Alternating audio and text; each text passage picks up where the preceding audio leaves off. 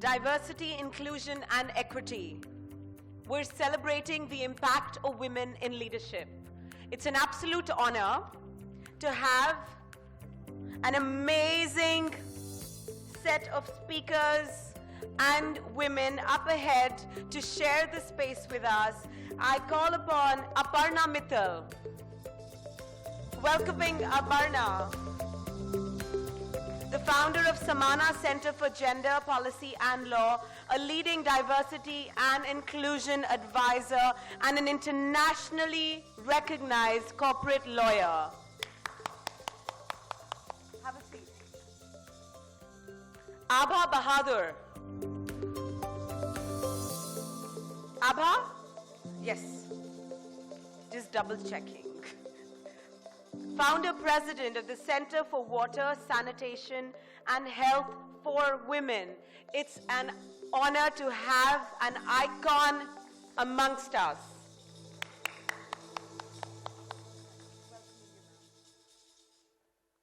Sangeeta Murthy Sehgal. Welcoming Sangeeta, the co-founder of Diversity Dialogues, an enabler for organizations to really move into the space of diversity and inclusion. Kriti Trehan. Welcoming Kriti. Kriti leads the technology laws and policy advisory practices at the law offices of Panag and Babu in New Delhi. Welcoming Kriti.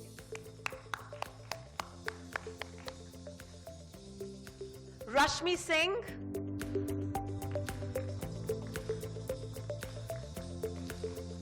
Rashmi is an author and an educationist with 2 fictional books and 2 self-help books under her belt.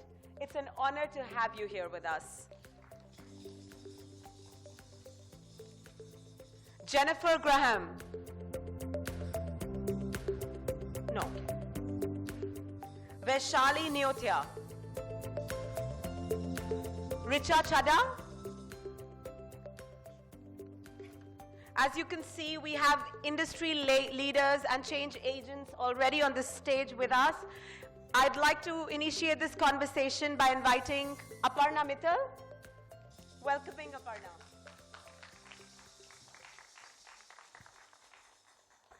Hi, good morning. It's great to be here amongst all of you. I'm going to keep this short and leave a few thoughts with you. So the topic we've been asked to speak about is diversity and inclusion and the impact of women in leadership.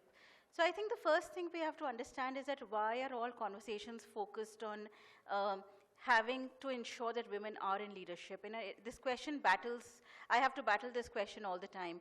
If you are 50% of the world's population, if you are an important decision maker at home, and you are an important part of the workplace, it is but obvious that you will find a place into leadership.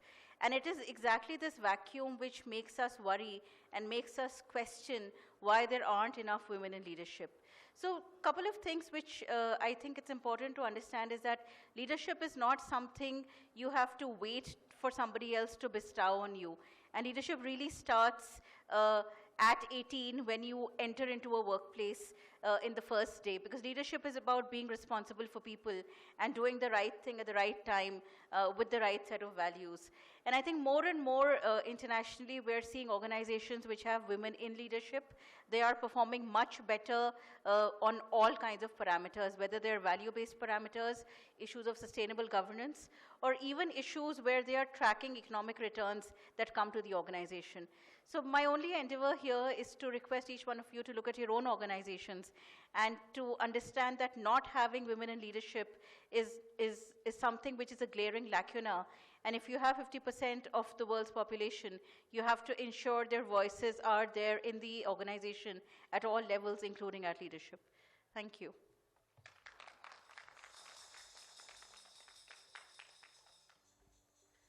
Thank you, Aparna, for sharing that really interesting perspective. I invite Abha Bahadur. Welcoming Abhaji. Good afternoon. It is an honor and privilege for me to be participating in this 32nd edition of the Women Economic Forum here in Delhi. I congratulate Dr. Harbeen Arora, ALL and WEF for organizing this amazing gathering with inspiring women, each one a leader in our own field. Talking of diversity, inclusion, and equity, and the impact of women in leadership, I would like to say that in recent times, women around the world have raised their voices, they have been heard, and they have taken up leadership positions in various diverse spheres of life. They are breaking old age taboos, customs. They're changing the mindset of people and making their voices heard. They are more motivated to compete with their counterparts in diverse fields and demanding the rightful place in society. And in different spheres, whether it is science, technology, the police, the defense forces, the judiciary, etc., just name it, and they are there, or politics also for that matter. So they are breaking the glass ceiling, and they are not only impacting leadership, but becoming leaders themselves. Just to name a few powerful women in recent times, we cannot forget mentioning them, is Angela Merkel, the Chancellor of Germany, Theresa May and Margaret Thatcher of UK, Melinda Gates of the Bill and Melinda Gates Foundation, the CEOs of Facebook, YouTube, Accenture are all powerful women in recent times. And closer home, the Prime Ministers of India, Indira Gandhi, Benazir Bhutto, Begum Zia, Bangladesh, then Srimavo Bandaranaike of Sri Lanka, have all impacted leadership and been leaders themselves. Malala Yousafzai was also awarded the 2014 Nobel Peace Prize for her activism and the right to education. And very recently, we've just heard Greta Thunberg, a 16-year-old who has captured international attention with a speech at the Conference of Climate Change. She said, to quote, "You say you love children above all else, and yet you are stealing their future in front of their very own eyes," unquote. On September 20th, 2019, students around the world staged the largest gathering of climate change protest in history with 4 million people from 160 countries. And reportedly, in 2019, she is the 2019 finalist for the Nobel Peace Prize, one of the youngest nominations for this great honor. But when we're talking of diversity, we cannot forget inclusion of those who are the lowest of low in the social strata of the society. Especially I'm referring to India, where there has been open defecation, there has been a centuries-old caste system, and the Dalits are the lowest in that ladder, and manual scavengers, the worst of them.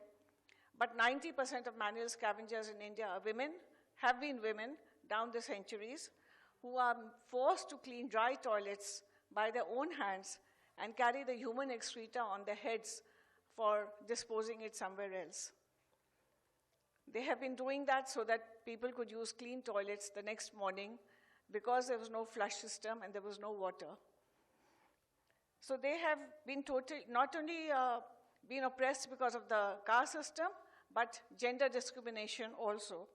And they made to do this inhuman work for centuries and paid a pittance for it, just 10 rupees to 50 rupees a month. You will be surprised to know this is still carrying on in urban areas. It's more in the urban areas, and it is still there, though now with the Clean India mission of the Prime Minister for the last 2-3 years, there has been construction of thousands and thousands of toilets. I won't say thousands, lakhs of toilets. But again, the technology has not been right, and with the one-pit system, women will again be required for cleaning those pits, and again there will be scavenging. So technical innovation is very much needed to uplift these women who have spent this ages cleaning these dry toilets so that they can lead a life of dignity.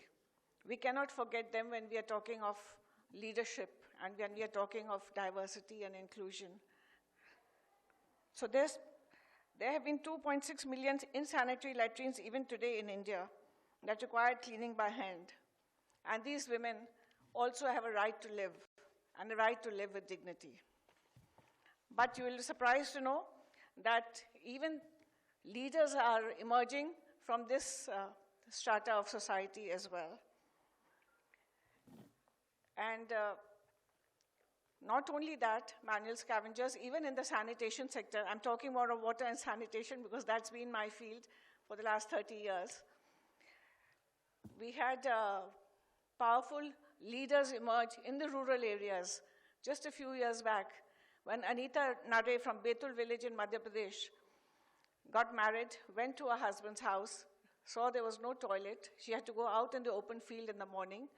And after 2 days of her marriage, she went back to her house saying that she will not come back till her husband constructed a toilet for her. You will be surprised, he collected money and he made a toilet near the house, and the result of that, 100 houses got toilets constructed in a village out of 157 houses. So this is the leadership quality which came about, and she became a leader suddenly overnight in a village because she dared to go against the societal norms of going out for open defecation.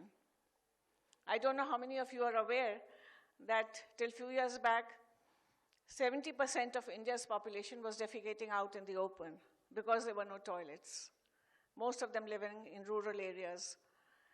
And 50% being women, the largest population of women in the world were defecating out in the open fields before sunrise or after sunset because they had no toilets.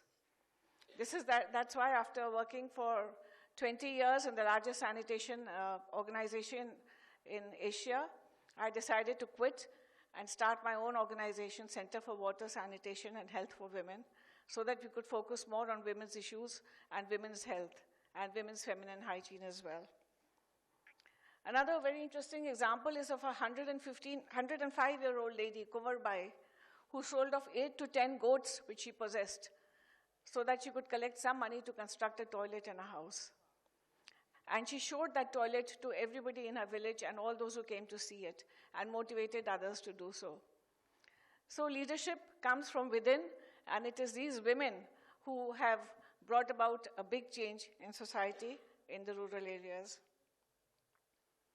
You must have also heard of the revolution of 2 years back of no toilet, no bride. If you've been reading the newspapers very recently, when a girl refused to get married to a boy which did not have a toilet in the house. So they said, if you don't have a toilet, you will not get a bride. And it was only then a village in Haryana took up this revolution of constructing toilets in each house so that the boys could be married in that village and girls could come into that village. So these are very inspiring stories. I mean, there are innumerable of them. I can go on and on, but because of time limitation, I won't like to speak too much regarding that.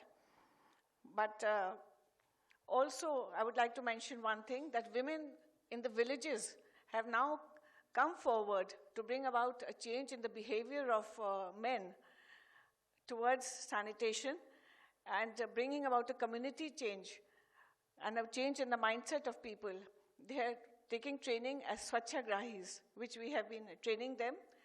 Women are leaving their families, they're leaving their children and coming in for 5-day residential training in the district so that they can become leaders in the village and motivate all other women to use the toilets which are constructed on a sustainable basis and not go back for open defecation, because not only for dignity but also for the health reasons and for hygiene reasons and for the family and for the children.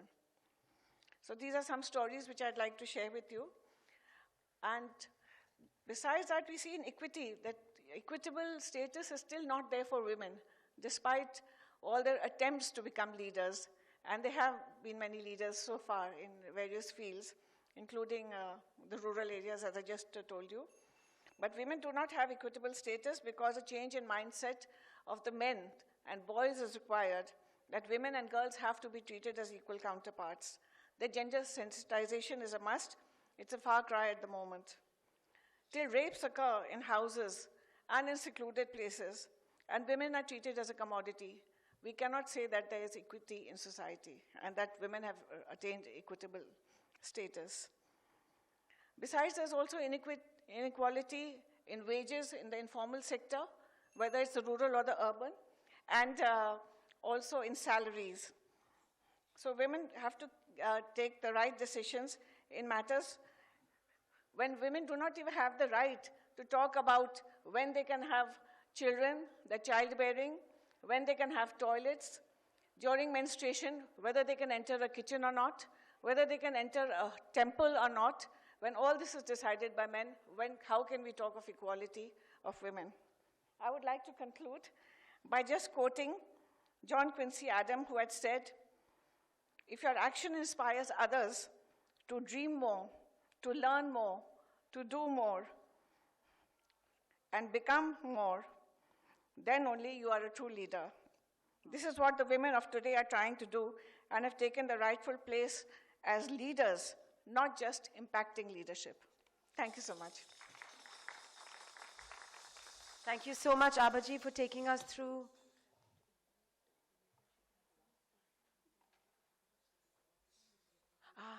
Yes. Abaji, Harbeen suggesting that maybe it would be our privilege to invite some of the local leaders that you've created and have emerged through the work you do to our platform here. It would be an honor for us to really meet. Right now they're not here. Yeah, but maybe in one of the future forums, please do, please do. We would love to meet the on-ground reality. Very thoughtful of you. Very nice of you. I'd like to also invite Vaishali Nyocha. She's just joined us. Please join us on the stage, Vaishali. She's an engineer, entrepreneur, and the co-founder and CEO of Merxius India. Inviting Sangeeta Murthy Sehgal to share her inspiring story with us. Thank you. Pleasure. Thank you. Good afternoon. As usual, I'm going to stand between you and your lunch. Thankfully, there are people after me, right? So just a quick background. My name is Sangeeta Murthy Sehgal, and as you can make out from my name, I come from different parts of the country. Started working over 33 years ago when diversity and inclusion was something no one talked about. It made no difference. And guess what I did? I went and I joined the IT industry, where even today we're struggling with finding enough women. Worked in the IT industry for over 30 years. 3 years ago, I quit a job at a CXO level to start off and co-found an organization that works on diversity and inclusion. 4 areas: gender, LGBT, generation, and people with disabilities, gender being the largest. And today, you know, when I was invited to come and talk, I said, okay, why don't I share with you some insights that I've got working with corporate India, large organizations in IT, in manufacturing, in distribution, in healthcare, pharmaceuticals, over the last 3 years. And I'm going to divide it into 2 things. We found that organizations that do the best in terms of improving inclusion, improving diversity, both go hand in hand, look at things from 2 points of view. On one side, there's what can I do to make an organization more inclusive? And the second is truly the women themselves. If I look at the organization, when we meet with CEOs, we hear, when we ask, why are there not enough women in leadership? We hear various things like, there are no women available, right? Just as if women don't exist at leadership levels. And when they see the look on my face, which is pretty much dumbstruck, what do you mean there are no women available? I know a lot of really qualified women. Some of them have the temerity to ask me to find the women for their leadership team, as if women have the onus and the ability to divine other women leaders. Nobody else does, right? I've heard other comments, by and large, mainly from male CEOs who say, we understand that women need to take time off because they have to do the best job in the world looking after children. And again, when they look at my face, which is like, it's the best job in the world for you to look after your children also. I don't say it, right? I'm out there on a sales call, I'm thinking it. But later on, once I get to know these CEOs, I do have the conversation. We found that organizations where the CEO makes not just a public commitment, but goes out and does it themselves, that we're seeing a difference. So these are CEOs who will go out and say, I'm not hiding behind an average number. I have 35% women. I want 35% women on the board. I want 35% of women in my senior leadership. I want 35% of women in commercial roles. I want 35% women in my middle management. I want 35% women at entry level. That's where we're seeing a difference. And they go out and hold themselves publicly accountable. On the other hand is the women themselves. If we as women are not going to take charge of our careers and grow our careers, it's not going to go anywhere.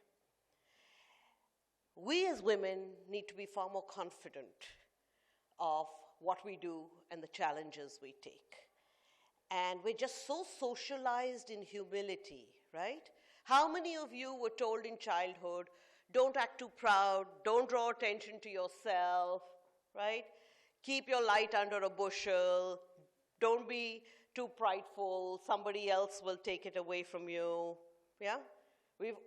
And then we take women and bring them into the workforce and say, go out there and be assertive, be confident, draw attention to yourself, talk about your achievements. Seriously? You can't be schizophrenic, right? You can't, I'm not dissing schizophrenia, it is a real disease, but seriously, you can't be two personalities, one at home and one at work. We have to help women just have the confidence to do what they want to do. And I loved what you said. It is a choice. We have to let women, let me change my words, it's not let. We have to enable women to make the choice for themselves.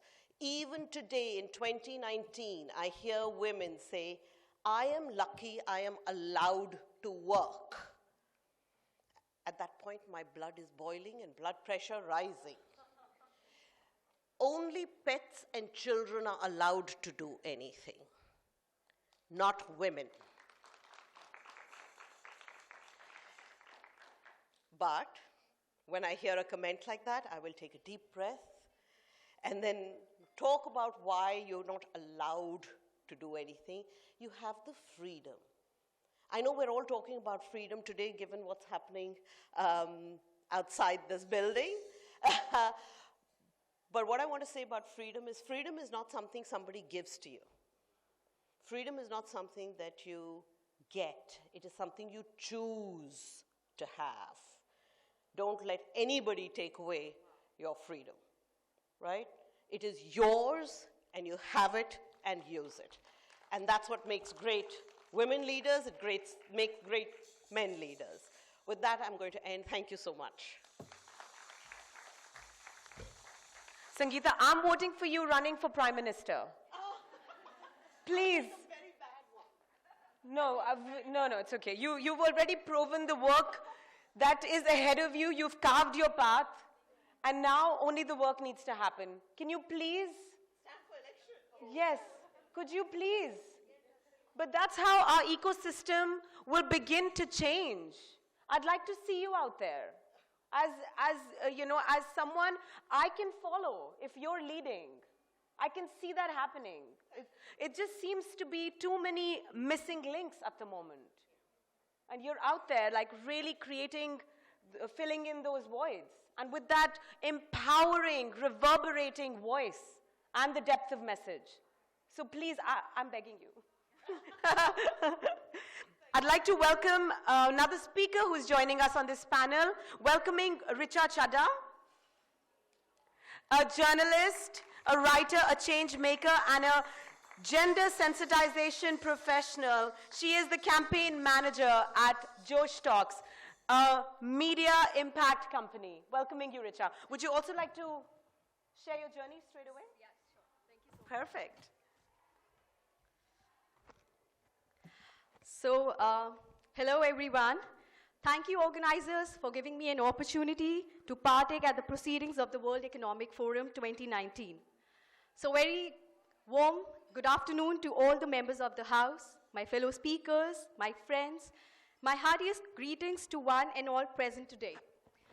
So, as we all know, the topic for today right now we are talking about is diversity, inclusion, equity, the role of women in leadership. So I generally start my talks with stories and personal experiences. But today I'd like to start with a quote, one of my absolute favorites by Martin Luther Jr. King. And I quote, "There is nothing more dangerous than sincere ignorance and conscientious stupidity," I unquote. In the world today, terms such as diversity, inclusion, and equity have become very commonplace and used together so often that they are erroneously treated and used interchangeably, and in such process, changing the very essence of these terms. It appears to me that through my experience, that is truly a battle between the representation or presentation versus perception. So let me demonstrate with an example. So let's recollect the time when Sachin Tendulkar and Saurav Ganguly used to open batting for India. The whole country used to be glued to their seats, waiting for the team to score the winning run. And the atmosphere used to be electrifying and the celebration in the aftermath, like Diwali.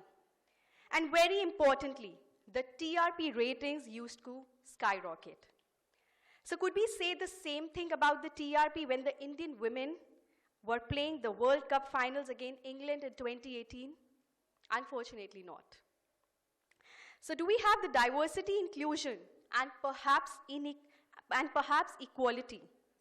And have we achieved true equity? If true equity was indeed achieved, perhaps the TRP figures would be at least comparable, if not similar. There is equality definitely, but not equity. You see, equality is simply leveling the playground, whereas equity is extending help to those who need. Equality is treating everyone exactly the same, which is actually not always fair. Because what always equal treatment truly does is simply erase the differences and promotes privilege. In other words, we are lessening or identifying the concerned individuals or groups to be nothing more than their differences. But they are much more than merely their mere differences from the rest.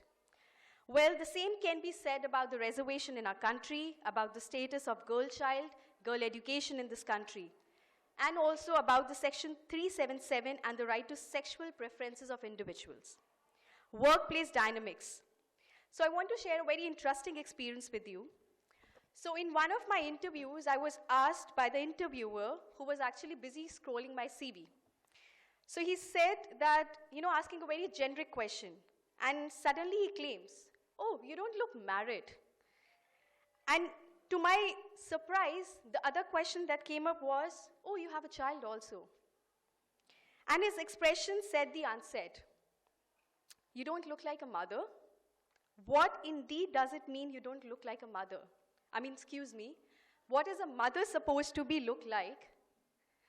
And then was this later during the day, I get a call back from my interviewer, and he says, "Richa, we are certainly interested in your candidature, but we have to discuss that internally. To be frank, for this very specific job role, you are just way too overqualified." Though I was internally very happy about it. However, we were looking for someone who is between 24 to 30 years of age and unmarried. However, we are extremely happy talking to you, and we are really interested in your candidature. Sadly, this is not even an uncommon occurrence. What does my marital status have anything to do with the ability of my work? Also, in that case, what about a woman who is 31, in a rival relationship, and with single parent? Perception, sincere ignorance, trained ignorance, conscientious stupidity. I believe that truly achieving inclusion and equity and diversity will come through change in perception and acceptance and inculcation of such perceptions into both the conscious and the subconscious behavior. And for that, we must invest in the future. I believe that such change must be initiated right in the very childhood and should be nurtured through childhood, the juvenile years, and into adulthood. Only then will such mindsets be indeed inculcated into conscious and subconscious thought. And only then will equity become the basis of the thought and action alike. I would really like to see that happen within my lifetime. So I consider myself really lucky that I've been able to successfully convert my passion into my career, into something that I'm going to dedicate the rest of my life. It isn't easy battling age-old perceptions stemming from traditional patriarchal mindsets, and I have been in that fight head-on. From being a single mother, from being totally dependent, to becoming independent, to fighting depression, anxiety, and now being a change maker.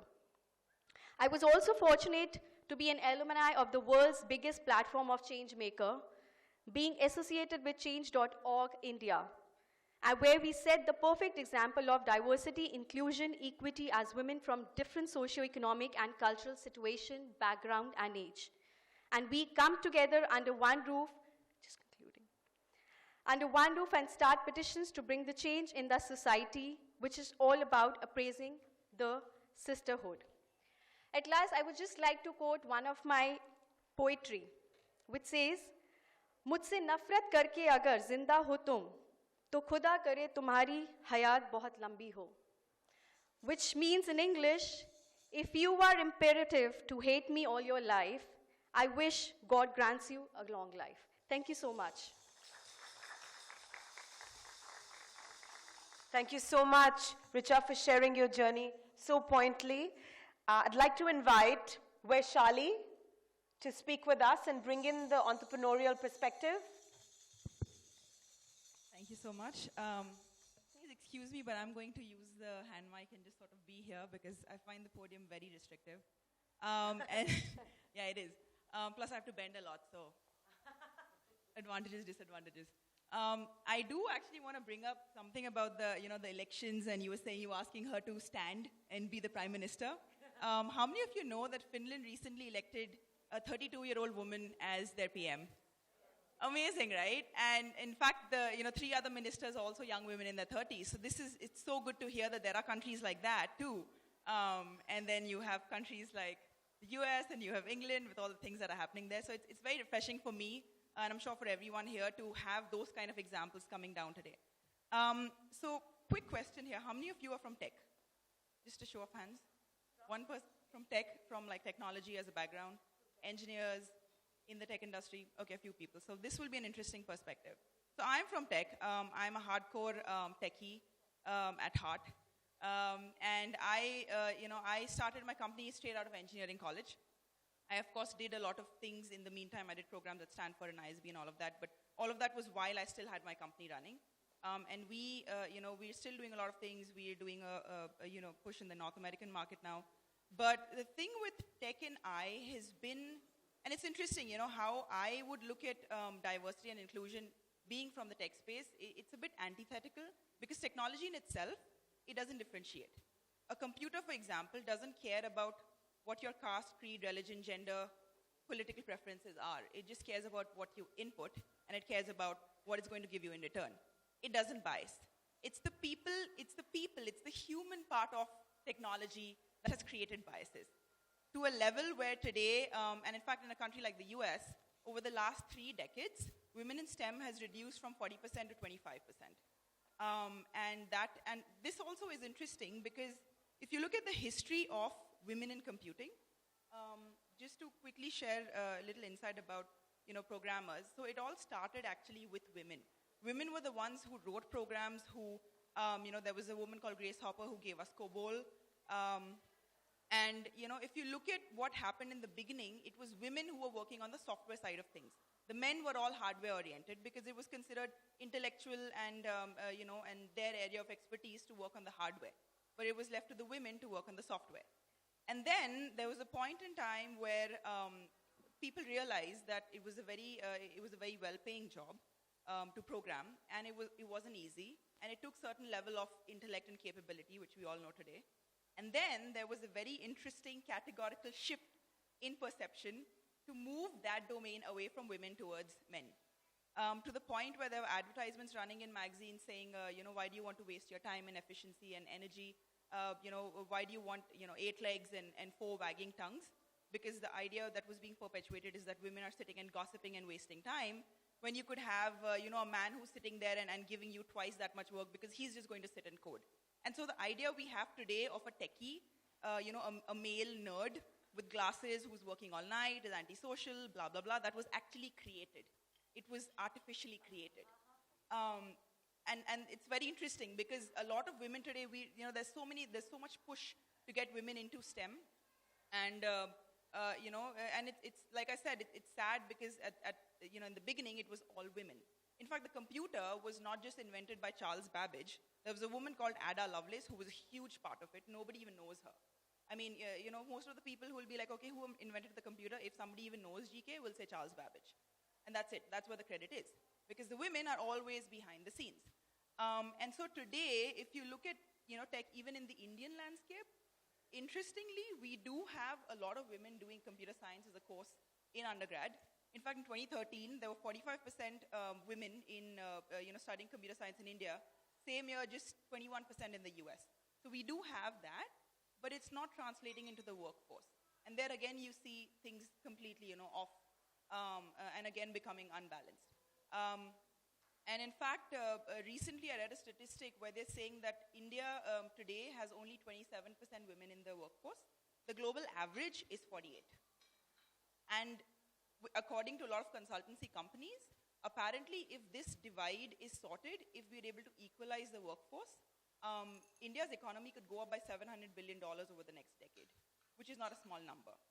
And so if I just reel back to what I think about equality versus equity, I don't know how many of you have seen this very famous meme where there are 2 people standing and watching a football game over a fence, and then there's one person who's taller, the other one is shorter, right? And then how they define equality is that both of them get the same height stool, so maybe like a 1-foot stool, and they stand on it. But then the thing is, the problem is the taller guy now can see better, but the shorter one can't see still. And so the concept of equity is that the shorter one is given more than the taller one. But a lot of what we see today is that either that isn't really happening, or the one who is already there, the taller one, his legs are being cut, and the other one is still not being helped. Or we see that, that stool is being offered, but on the other side of the field. And this is something that I see with women in my field all the time. It's like, we are being included, but not being included. It's like, hey, you guys want to do business with us? Well, go do your own business. Let's form these events where there are only women, where there are business forums where only women can do business with each other, and we won't include you in the whole. So there's so many industry bodies which are coming up with, 2 more minutes, which are coming up with their own, wings, which are, trying to give that impetus, give that raise to women, but we're not giving it as part of the whole. We're still keeping them separate on the other side of the field, and I think that is a concern today. So my idea of one of the things that I think we could do, and this is just to leave you all with this thought, is not only do we, yes, empower each other as women, because women mentor women. If you're mentored, you will always pass it on. Stand up, speak up for yourself, also give out a hand to the next woman instead of your foot. But the other thing is also to understand that we are part of the whole. This is a world where a lot of things have already been established. Be part of that, and then see how you can grow beyond it. But we need to be inclusive in ourselves. And especially, with being women, the idea of being a woman in tech or being a woman entrepreneur, removing the tag woman is something that I deeply believe in. So I don't call myself a woman entrepreneur, I call myself an entrepreneur. Yes. Because, that's what it is. Thank you so much. Thank you so much, Vaishali, for your uninhibited sharing and for redirecting this conversation into a place of equality versus equity. That was a really beautiful concept you've brought along and really kind of shown out. If I could invite Kriti Trehan to continue this conversation from a lawyer standpoint. Hi, good afternoon, everyone. I have to start with a disclaimer. I am a lawyer. I am neither an expert in diversity nor inclusion, and therefore I'm not going to pretend to be one either. We've got experts here who've shared their insights, who've shared their views, and I honestly cannot top that even if I tried. What I am going to try doing today, however, is just share a few insights, a few thoughts about challenges I've personally met with in recent times, my attempts in trying to overcome those challenges, and at the same time is what I envisage as the role for women in leadership in and of itself. I think personally, especially for myself, and I'm sure there's a bunch of folks here who might resonate with this, there are two big challenges I have felt as a woman who's a professional and as a woman who's a leader and a professional at the same time. For me, those two challenges have been walking into rooms such as this and feeling like I don't belong, and feeling like, hey, I don't think I know enough, I'm not intelligent enough, I'm not confident enough as the next person standing right next to me. This is commonly catalogued as the imposter syndrome. And then the second challenge I felt is, I've had some stunning ideas, if I may say so myself, and I've struggled with credibility theft, where somebody's taken over my idea, repackaged it as their own, and they've kind of gotten all the credit for it. Not very nice, not very cool. I've had situations where I'm sitting around a round table at an industry conference, I'm trying to make a point, and unfortunately, male moderators have either not recognized me while I'm trying to speak, or when I do speak, I'm rebuked for speaking out of turn. Or once I have spoken, there's a gentleman sitting right next to me who has nice gray hair and wearing a suit and a tie, and he's commended for that idea, which incidentally emanated from me. I found that very challenging. I've struggled with that in the past.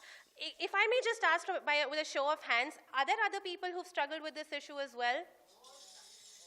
Thank you. Thank you so much for recognizing this as a real challenge. I have also, incidentally, personally waged a blog war against one of the largest toy stores in the country, in the world rather, because they have very specific sections called pink for girls and blue for boys. Have you ever walked into this toy store where there's this huge room where there's only Barbie dolls that either have kitchen sets or have teaching sets? A dollhouse, yes, thank you so much. And I've actually waged a war on this. I got trolled for this on Twitter, incidentally, because I brought this up, and I said this was a real challenge. I wrote to the toy store, to its UK head office. I got no responses from anywhere. In the process, I ended up getting trolled. No worries, I still called it out. And to me, this was something that was really important. The first part that I've seen as being very important personally as a leader is the ability to call out these challenges. I've called out male colleagues and female colleagues at workplaces who've looked at somebody and said, "Arey wo bichari akele kaise jayegi, ladki hai. How will she go alone? Somebody needs to accompany her. She's a girl." I've had to call these people out. I've also sat across the table from incredibly powerful men and women and have had to explain to them why certain behaviors I observed at the workplace fell within the spectrum of inappropriate to downright harassing. And I've gotten answers like, "Arey, but uska na intention nahi tha. The intention was not to be inappropriate. The intention was not to harass. And therefore, it doesn't really matter." Once again, there are enough and more experts here on the panel who will talk to you about the irrelevance of intention, especially when it comes to harassment at the workplace. So I'm not going to go into that. So that, to me, is the first part, like I said, of my role as a leader. I've worked on myself. I've built my confidence. You spoke about assertiveness. You spoke about confidence. I've seen that happen firsthand with me. I've worked on it. But that's not the only thing I see as being important for leaders generally and women leaders especially. That's the reactive part of our approach. There's also the proactive part, which I think is equally, if not more important. And this proactive part is where I'm still struggling, and I hope I learn a lot from this room before I leave today. And I've done some very small little things around this. For instance, my organization as an institution has put in place a series of scholarships for women who are studying law. And the idea is not only to help them financially, but also provide them mentorship so that they don't get only the hard skills which law schools provide them, but also the soft skills of what it entails to become a lawyer, a professional, a woman professional in the legal industry in India. At the same time, we partner with institutions that focus on bringing women back to the workforce who have, for some reason or the other, regardless of what that might be, have taken a break at some point or the other from their career. So how to bring them back into the legal workforce. A tiny thing which I've done, and I'm sure, Aparna, you'll appreciate this, especially having had a background of a lawyer and having worked with documents. I think one thing that I have seen impact my organization generally and myself personally, as well as my clients, is that every document that goes out of my desk is either gender neutral or written in the feminine. It is not written as he, his, him. It's either written as she, her, or them. Whether it's a contract, whether it's a policy brief, I think it's incredibly important. It might seem as semantics. I've actually had to struggle with this with a couple of people across the table from me. I literally will take a second more. I've had to struggle with this with a couple of folks saying it's just semantics, it doesn't matter, you know, just let it stay. The person will most likely be a man only, let it stay as he, and in the template will change as and when required. No, this goes towards a long way for normalization of having a masculine gender-related issue, right? And so what I'm finally going to conclude with is something Vaishali said was really interesting to me, which was she identifies herself as an entrepreneur and not a woman entrepreneur. Sheryl Sandberg said something very similar as well. She said, at some point of time, and I'm paraphrasing here, at some point of time in the future, we will have leaders, not women leaders. And it's amazing that organizations such as this go a long way towards conversations like that. It warms my heart. And thank you so much for the opportunity to allow me to be a part of this story. Thank you. And thank you, Kriti, for bringing it home. Thank you. Our last speaker for this session on inclusivity, I invite Rashmi Singh, an author and an educationist. First of all, I am really honored to be a part of this esteemed gathering, and I thank Dr. Harbeen also for inviting me here. So all said and done, I think most of the things have been said and done about equity, diversity, inclusion, and all of you must be knowing now by now that we have to be empowered. But don't you think that this point of the time that men should be empowered? I feel this, that they should be empowered how to behave with ladies, how to talk to them, and how to show themselves in the society. I think this is more important than empowering the ladies. We are generally always, it hurts me a lot. Why? Only we are to be empowered and not these men are to be empowered. Why this word is only to be used with us? Now, being an author, I have given 8 books to the market, and being an author, I have felt this. I'm heading a school also in NCR in Faridabad, very renowned school. So people generally can't believe that you are an author. Can you do this? Yeah, I can. Okay, do you have that strength? Oh, well, I have that strength. Oh, but you know what? They feel that leadership is one quality which is only vested in the male. Actually, it is coalesced in the male only.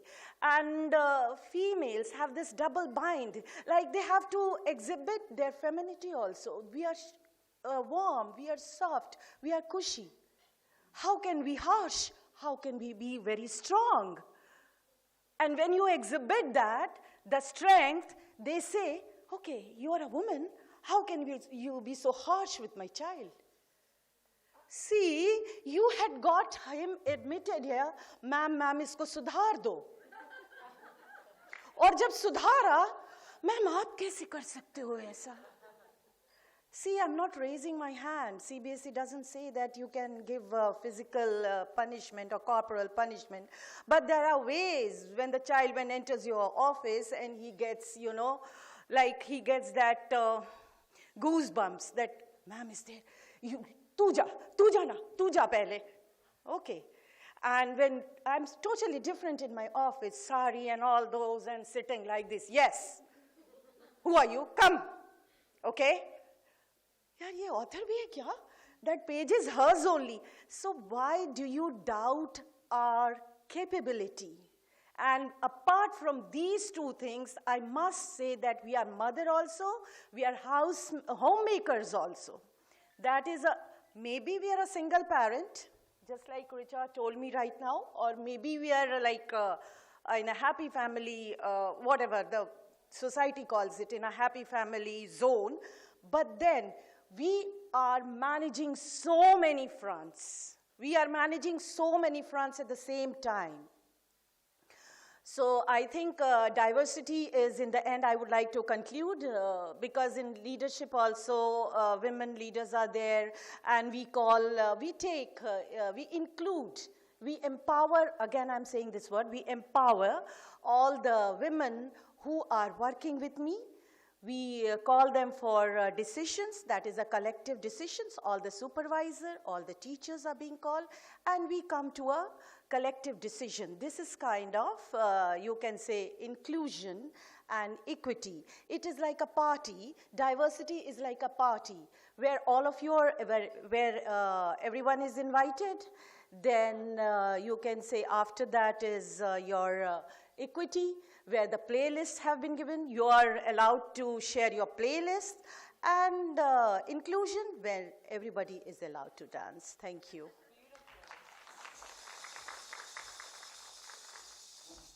Thank you so much for painting that beautiful picture of diversity, inclusion, and equity for us. It really was a true celebration. We'd like to felicitate the ladies. Dr. Harbeen, I invite you. Calling upon Aparna Mittal to accept her award as the iconic woman creating a better world for all.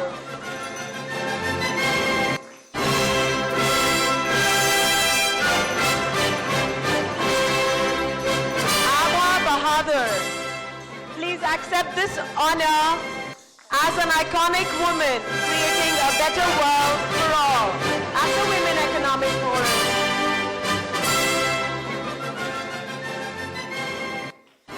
Sangeeta Murthy Sehgal, the co-founder of Diversity Dialogues. You are indeed an exceptional woman of excellence.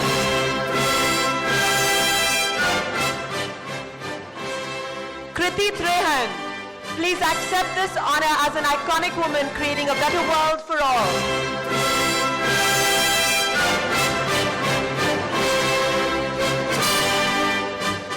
Rashmi Singh, we congratulate you for the work you do and the woman you are.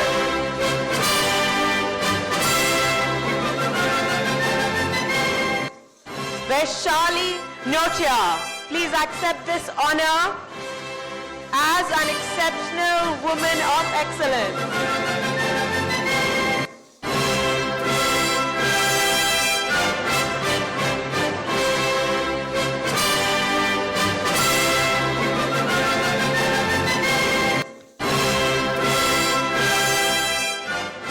Richa Chadha, please accept this honor as an iconic woman creating a better world for all.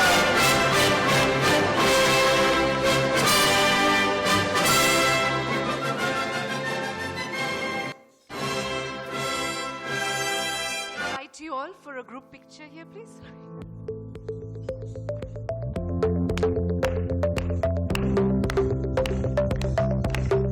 I request everyone in the audience to please rise, re-energize.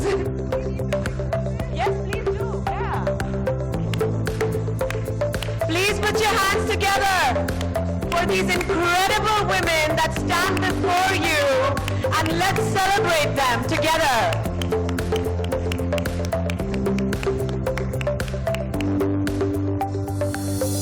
lunch is also served, so we're not breaking. We're going to keep the flow flowing. So I encourage you to please grab a plate, serve yourself some yummy